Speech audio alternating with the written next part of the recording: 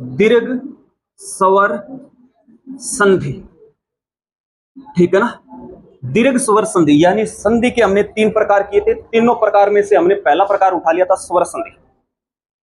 स्वर संधि के फिर हमने 5 प्रकार किए थे, 5 में से पहला प्रकार उठा लिया आप लोगों ने, कौन सा? दीर्घ स्वर संधि, ठीक है ना। और दीर्घ स्वर संधि किसे कहते हैं या फिर कहां पर होगी, बातें नहीं। दीर्घ स्वर संधि थोड़ी सी कहानी बता दो, फिर हम आगे की ओर बढ़ेंगे। दीर्घ स्वर संधि की कहानी बता दो। सर ये वर्णों का या फिर इन वर्णों का योग होगा, वहां पर दीर्घ स्वर संधि होगी। शाबाश, बता दो। ए आ के साथ ए आ का योग होगा तो क्या बनेगा? उसके बाद ई का योग ई से होगा तो क्या बनेगा? बड़ी ई बनेगी। उसके बाद ऊ का योग ऊ से होगा तो क्या बनेगा? बड़ा ऊ। ठीक है, ठीक है, ये कहानी ध्यान में रखना। यानी ए आ के बाद यदि अपना ए आ जाए तो क्या बनेगा? आ। और ई के बाद यदि अपनी क्या आ जाए? ई आ जाए तो बड़ी ई बनेगी, ठीक है ना। तो क्या बनेगी? बड़ी ई बनेगी। उसके बाद ऊ के बाद अपना ऊ आ जाए तो क्या बनेगा? बड़ा ऊ बनेगा। यानी ये 3 कंडीशन बनेगी किसके अंदर? दीर्घ स्वर संधि के अंदर, जिसमें से कल हमने ये कंडीशन पढ़ ली थी, ठीक है ना। अब शेष 2 कंडीशन रहेगी, एक तो दीर्घ ई की और दीर्घ ओ की, ठीक है ना। ई को उठा लेते हैं, यानी ये कंडीशन है, छोटा ई हो चाहे बड़ा ई हो, के बाद छोटा ई या बड़ा ई आ जाए तो क्या बन जाएगा? बड़ा ई। यानी समान स्वरों का योग हो रहा है, एक जैसे स्वरों का योग। आप इनको ऐसे भी बना सकते हो, बड़ा ई बनेगा, छोटा ई प्लस बड़ा ई क्या बनेगा? बड़ा ई प्लस छोटा ई, बड़ा ई। और दोनों तरफ यदि दीर्घ ई आ जाए तो क्या बनेगा? दीर्घ ई बनेगा या फिर बड़ा ई बनेगा। ये कंडीशन रहेगी, चाहे आप ये कंडीशन ध्यान में रख लो चाहे ये ध्यान में रख लो, एक ही बात है। ये विस्तृत लघु रूप है और ये क्या है? विस्तृत यानी बड़ा रूप है, ठीक है ना। अब चलो उदाहरण पर, ठीक है ना। उदाहरण जैसे शब्द लिखते हैं आप लोग, शब्द आता है अपना कपीस, पहले शब्द लिखना, अब इसका क्या करना है? हमें संधि विच्छेद करना है, ठीक है ना। तो संधि विच्छेद क्या होगा? कपि प्लस इस होगा, ठीक है ना। कपि प्लस इस क्या होगा? इसका संधि विच्छेद होगा। और अपन लोगों ने ये जो नियम पढ़ रहे हैं क्या, कि छोटा ई या फिर बड़ा ई के बाद छोटा ई या फिर बड़ा ई है तो बड़ा ई बनेगा, ये नियम साथियों अपना यहां पर लगेगा, यानी संधि विच्छेद करने के बाद ये नियम लगेगा, ठीक है ना।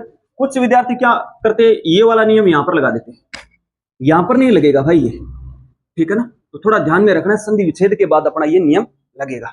अब लगाओ, कैसे लगाना है हमें पता है कि संधि होती है तो 2 वर्णों के मध्य होती है, परिभाषा हमने पढ़ी थी ना, 2 वर्णों के मध्य होती है। और 2 वर्ण कौन कौन से होंगे? 2 वर्ण कौन कौन से होंगे? प्रथम शब्द का और दूसरे शब्द का प्रथम वर्ण। यानी एक तो हमें इससे मतलब है और एक हमें इससे मतलब है। इस कैसे में कोई मतलब नहीं, वैसा का वैसा रख दो। पै को हल करेंगे तो क्या बार आएगा? ई छोटा लिखूं या फिर बड़ा? छोटा, क्योंकि यहां पर छोटा ई है। उसके बाद क्या है? बड़ा ई। इस सै से में कोई मतलब नहीं, वैसे का वैसे रख दो। इस सै से में कोई मतलब नहीं, कैसे में कोई मतलब। हमें इनसे मतलब था, 2 अलग अलग करके हमने बाहर निकाल लिया। अब नियम बोल रहा है, नियम के आधार पर नियम लगा दो। नियम ये बोल रहा है, यानी कि शब्द का टुकड़ा यहां से हो रहा है और इधर से यहां से हो रहा है। ये मिल गया प्रथम शब्द का अंतिम वर्ण और दूसरे शब्द का प्रथम वर्ण। यानी वास्तव में ये वर्ण मिला है, ये पी है ना, ये पी वर्ण या अक्षर है। इस पै से हल करेंगे तो ई बाहर आएगा, ये बाहर निकाल। अच्छा, इसमें किसी को कोई दिक्कत है क्या? यानी ये ई कहां से है? किसी को कोई दिक्कत? क्योंकि पै को हल करेंगे तो ई बाहर आएगा। समझ रहे हो ना आप कहानी को? अब देखो, इन दोनों वर्णों के मध्य योग हो रहा है। अब देखो योग किन के बीच हो रहा है? छोटी ई और बड़ा ई। यानी यदि वर्ण की बात करें तो वर्ण कौन कौन से हैं? स्वर है ना दोनों? अरे स्वर है ना। और स्वर संधि में हमने क्या पढ़ा था? जब स्वर प्लस स्वर होगा तो क्या होगा? स्वर संधि। यदि आप यहां तक पहुंच गए ना, आप हर एक कंडीशन बता सकते हो इसमें संधि कौन सी है और नियम कौन सा लगेगा और परिवर्तन क्या होगा इसमें, ठीक है ना। यानी ई प्लस ई यानी स्वर प्लस स्वर, स्वर संधि। अरे स्वर संधि होगी ना। अच्छा, स्वर संधि के कितने प्रकार पढ़े हमने? 500 में से कौन सा होगा दीर्घ। कैसे पता करेंगे? इन वर्णों का योग करके। वर्णों को जोड़ दो दोनों को। छोटा ई प्लस बड़ा ई है, ये देखो छोटा ई प्लस बड़ा ई का योग करेंगे तो क्या प्राप्त होगा हमें? बड़ा ई, यानी कि दीर्घ ई प्राप्त होगा। ये लगा दो दीर्घ ई, बस इतना ही करना है। अंतिम आपको आउटपुट कौन सा मिला है उन्हीं के आधार पर हम संधि का डिसाइड करेंगे। अंतिम में दीर्घ ई बना है यानी दीर्घ स्वर है ये, तो दीर्घ स्वर संधि हो जाएगी। अब इसको वापिस यदि आप कपिस बनाना चाहते हो तो वापिस बना दो। किस कै यहां पर रह गया था, ये हल सहित पे अपना इधर है, ठीक है ना। दोनों ई मिलकर बड़ा ई मिल गया और इधर क्या अपना स जोड़ेंगे तो ये कै के अंदर पै के अंदर बड़ा ई सा मिलेंगे तो बड़ा ई और स का स। कपीस से वापिस क्या अपना कपीस। कपी प्लस इस, कपी का अर्थ होता है बंदर, इसका अर्थ होता है स्वामी, यानी बंदरों का स्वामी। हनुमान जी या फिर सुग्रीव के लिए भी प्रयोग किया जाता है, ठीक है ना। हनुमान जी या फिर सुग्रीव की ये पर्यायवाची होगा इसका, ठीक है ना। ये देखो साथियों मैंने पूरी डिटेल बता दी आपको, इससे कोई बाहर यदि क्वेश्चन नहीं है। अर्थ का भी मैंने बता दिया, संधि में मैंने बता दी, विच्छेद भी मैंने बता दिया और नियम भी मैंने बता दिया। कुल मिलाकर हमने 4 बातों का जिक्र कर लिया। एक तो संधि कौन सी है, विच्छेद कौन सा है, नियम कौन सा लगेगा, अर्थ कौन सा है।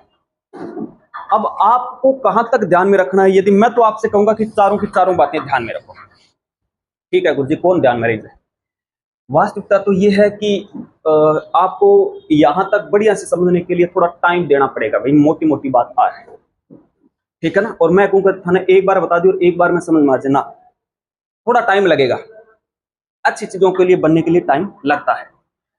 आप कहां तक ध्यान में रखो ताकि आपका बढ़िया से कल्याण हो जाए। एक इस कपी शब्द को ध्यान में रख लेना कि इसमें संधि कौन सी है, तो आपका जवाब रहेगा दीर्घ स्वर संधि। और एक कौन सी बात, एक इसका संधि विच्छेद, क्या कि इसमें संधि विच्छेद कौन सा होगा? आपका जवाब क्या रहेगा? कपी प्लस इस, ठीक है ना। अब एक बात और ध्यान में रखोगे, रटोगे नहीं आप कपी का संधि विच्छेद कपी प्लस इस, याद है इतना पेपर दे ना, ठीक है ना। कैसे? अब देखो जैसे मानकर चलो ये एग्जाम में क्वेश्चन आ गया कि कपी का संधि विच्छेद बता दो,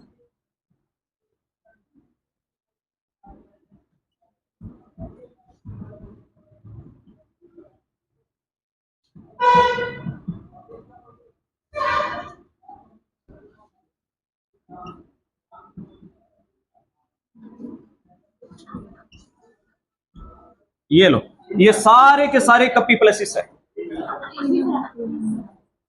सारी कपी प्लस इस है या नहीं है ना। अब कैसे चूज करोगे वो ध्यान में नहीं है हमें। अब यदि बढ़िया से आपने अध्ययन किया है तब तो आप नंबर 3 को टिक कर दोगे। अगर बढ़िया से अध्ययन नहीं किया है तो कहानी गोल है, गोलमाल है, सब गोलमाल है। गोलमाल ये भाई आप रट के उड़ गए तो कपी प्लस इस होगी, चारों ऑप्शन दे दिया अपन कपी प्लस इस। इसलिए मात्रा का भी ध्यान रखना कि कपी में मात्रा बड़ी आएगी या फिर छोटी आएगी, इसमें मात्रा बड़ी आएगी या फिर छोटी आएगी, ठीक है ना। और कुछ एक मैं आपको शब्द लिख कर यहां पर दे देता हूं, उसमें मात्रा ध्यान रखना सदैव कौन कौन सी आएगी, ठीक है ना। एक सबसे ज्यादा शब्द का प्रयोग किया जाएगा वो है इंद्र, और इंद्र में ई आएगी छोटी। एक प्रयोग किया जाएगा इसमें ई आएगी बड़ी। बस इन खास करके इन दोनों शब्दों का ध्यान रखना, इंद्र में ई छोटा आएगा और इसमें ई बड़ा आएगा, ठीक है ना। आप इसको ऐसे भी समझ सकते हो, इंद्र का अर्थ होता है भगवान इंद्र से संबंधित आप, और इसका अर्थ होता है स्वामी। आप कह सकते हो भगवान या फिर भगवान विष्णु, ठीक है ना। आप ऐसे समझो कि भगवान विष्णु बड़े हैं तो बड़ी मात्रा, इंद्र भगवान छोटे हैं तो छोटी मात्रा, ठीक है ना। ऐसे भी आप समझ सकते हो। वरना भाई साहब कैसे रखना ध्यान में, आप इसमें ई बड़ी रहेगी और इंद्र में ई छोटी रहेगी। बस ई बड़ी ई और छोटी ई का ध्यान रखना है इसमें, और कोई लंबी चौड़ी कहानी नहीं है इसमें, और आप कर लोगे। बस सारा खेल बड़ी ई या फिर छोटी ई को लेकर है, जैसे इसमें दे रखा है, ठीक है ना। और एक शब्द की कॉपी पेस्ट नहीं करनी है आपको। कैसे? कैसे मानकर चलो यहां पर पै के साथ छोटी ई है, तो आगे वाला शब्द आएगा तो आप उसके साथ कोई भी वर्ण आए उसके साथ छोटी ई नहीं करोगे। हाँ, बड़ी आ रही है तो बड़ा ई लगाना है, छोटी आ रही है तो छोटा ई लगाना है, वो डिपेंड करता है शब्द के ऊपर। समझ में आई कहानी? अरे समझ में आई है क्या? कुछ मैं एग्जांपल दे रहा हूं, आप ट्राई करना, ठीक है ना। आप अपना 1350 ग्राम दौड़ाना,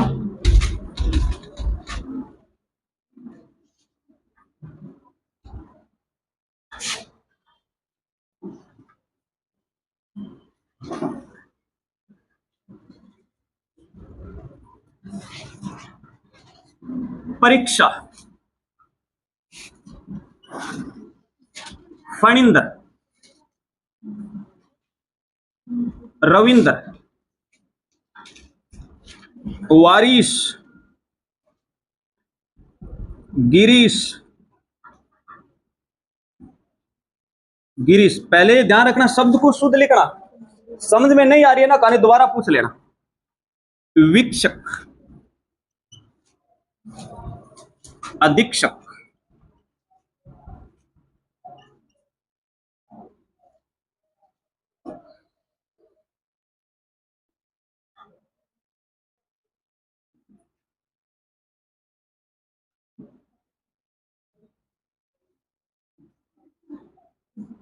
कविंद्र और महेश।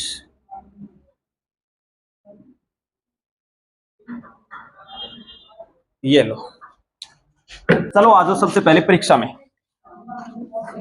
परीक्षा का संधि विच्छेद क्या होगा?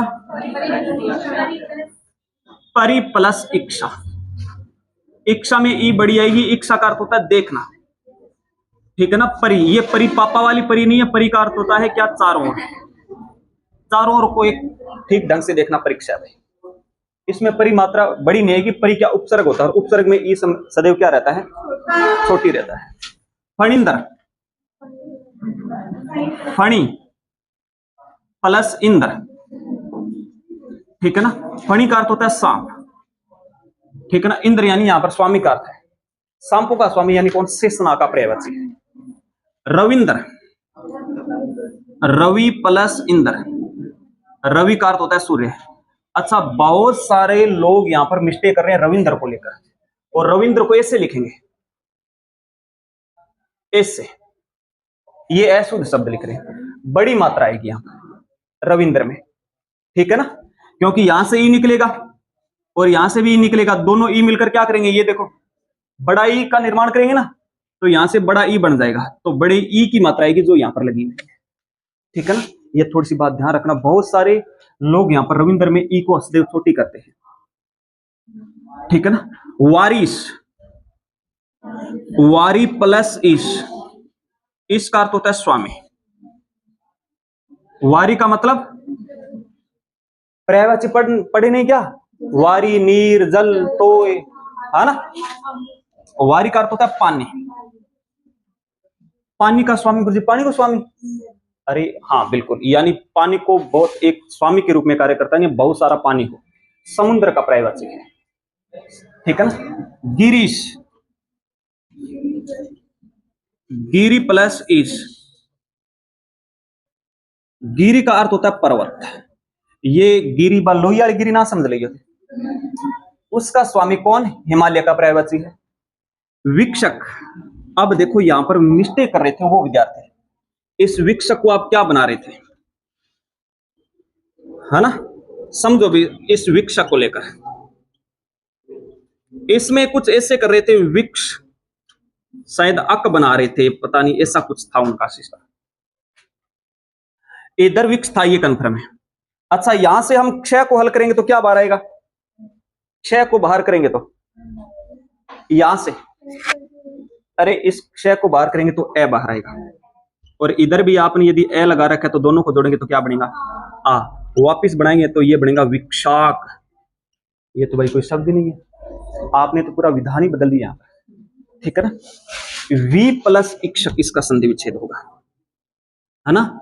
यानी बड़ी मात्रा है ना, वहीं से टूट रहा है शब्द। इसमें एक बात कॉमन रहेगी, जहां से दीर्घ ई दिखाई दे रहा है ना, शब्द वहीं से टूटेगा, ठीक है ना। ये दीर्घ स्वर संधि में थोड़ी बात ध्यान रखना, आ से शब्द टूटेगा, बड़ी ई से टूटेगा और ऊ से टूटेगा, शब्द यहीं से टूटेगा। बस हम ई के उदाहरण पढ़ रहे हैं, जहां पर बड़ी ई दिखाई दे रहे हैं वहीं से शब्द टूटेगा।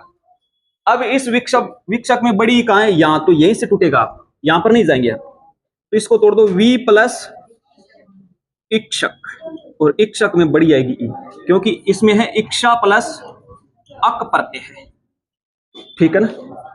इक्षक का मतलब होता है देखना, वी यानी विशेष, विशेष रूप से देखना विक्षक कहलाता है, ठीक है ना। वी प्लस इक्षक, ये तो हो गया साथियों इसका संधि विच्छेद। बातें नहीं, यदि पूरा तोड़ना चाह रहे हो इस शब्द को आप तो ये बन जाएगा वी प्लस इक्षा प्लस अक। यदि इसमें पूछ रहा है आपसे क्या तीन तरह के क्वेश्चन बनेंगे, ध्यान रखना इस विक्षक को लेकर, ठीक है ना। यदि आपसे पूछे विक्षक में उपसर्ग बताओ तो अपना जवाब क्या रहेगा, वी। अगर पूछे आपसे प्रत्यय कौन सा होगा तो अपना जवाब क्या रहेगा। यदि पूछे संधि कौन सी है तो अपना जवाब क्या रहेगा, दीर्घ स्वर संधि। यदि विच्छेद पूछे तो क्या होगा, इक्षक। चार क्वेश्चन, तीन नहीं चार, ठीक है ना। समझ रहे हो ना कहानी को आप। अधीक्षक में आ जाओ, इसमें क्या होगा, अधि प्लस इक्षक, ठीक है ना। कविंद्र, ये कविंद्र है, कवि प्लस इंद्र, कवियों का स्वामी, यानी जो श्रेष्ठ कवि है, सीनियर कवि। एक जूनियर है एक सीनियर है, सीनियर कवि। महिष, मही प्लस इस, पीछे वाला दिखाई दे रहा है क्या, महिष। मही का अर्थ होता है पृथ्वी, ठीक है ना, पृथ्वी का स्वामी अर्थात राजा का पर्यायवाची है। ये साथियों इसकी कहानी होगी, शब्द को लेकर, विच्छेद को लेकर और अर्थ को लेकर। लास्ट कंडीशन रह जाएगी कौन सी अपनी, जब छोटा ऊ या फिर बड़ा ऊ हो, के बाद योग होता हो छोटा ऊ या फिर बड़ा ऊ का, तो हमें क्या प्राप्त होगा, बड़ा ऊ। जैसे छोटा ऊ प्लस छोटा ऊ, हमें क्या प्राप्त होगा, छोटा ऊ प्लस बड़ा ऊ हमें प्राप्त होगा। इधर बड़ा ऊ है इधर छोटा ऊ है, क्या प्राप्त होगा, और दोनों तरफ दीर्घ ऊ हो तो हमें दीर्घ ऊ प्राप्त होगा। समझ गए, ये हमने बना लिया नियम, ठीक है ना। नियम पहले नहीं लगाना है आपको, सबसे पहले अर्थ देखना है, ठीक है ना, पहले अर्थ फिर नियम आएगा। जैसे शब्द आता है साथियों अपना लघुत्तम, ठीक है ना, लघुत्तम तैदित्व रहेगा यहां पर, ठीक। बस एक बात ध्यान रखना, जहां से आपको बड़ा ऊ दिखाई देगा ना, शब्द को वहीं से तोड़ना है। अब बड़ा ऊ कहां पर दिखाई दे रहा है, या घ से, तो शब्द यहीं से टूटेगा। इसका अर्थ क्या, संधि विच्छेद क्या हो जाएगा, लघु प्लस उत्तम, ठीक है ना, लघु प्लस उत्तम, ये हो गया इसका संधि विच्छेद। लघु का अर्थ होता है छोटा, उत्तम का अर्थ होता है श्रेष्ठ। अब लगाओ ये नियम आप, ठीक है ना, ये नियम लगाओ यहां पर, लगा दो, कैसे लगाएंगे, प्रथम शब्द का अंतिम वर्ण द्वितीय शब्द का लय से में कोई मतलब नहीं, वेसार को और घ को हल करेंगे तो क्या बार आएगा, अरे क्या बार आएगा, और दूसरे शब्द का प्रथम वर्ण क्या है, यानी ये ऊ चाहिए हमें, और ठीक है ना, और तम का तम अपने स्थान पर रहेगा, क्योंकि इससे हमें कोई मतलब नहीं है। समझ में आई कहानी।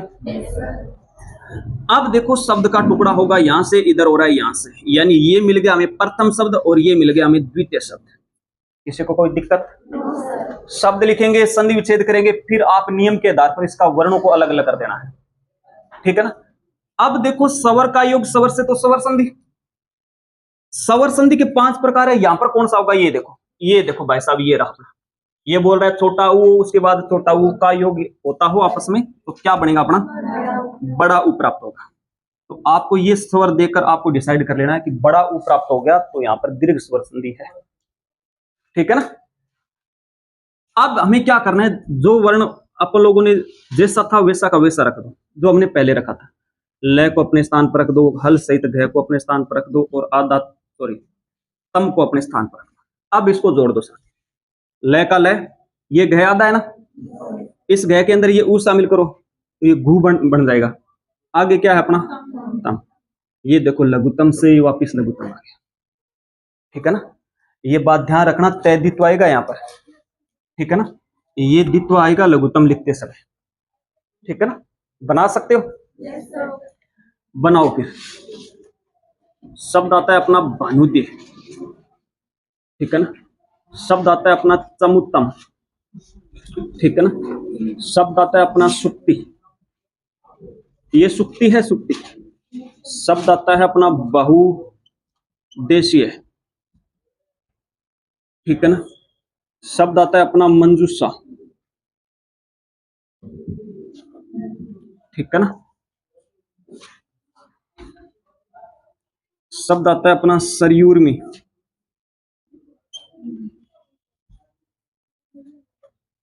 ठीक है ना,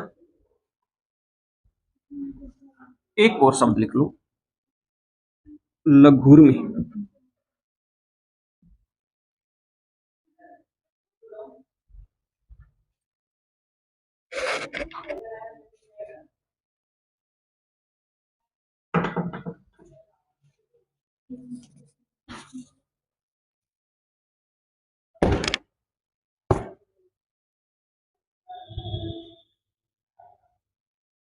लिख लिया?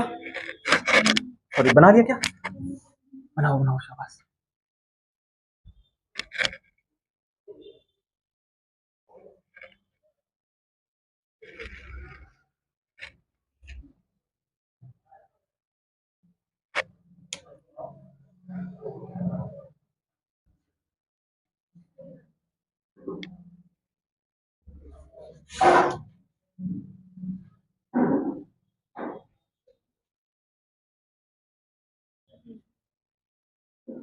बन गया क्या?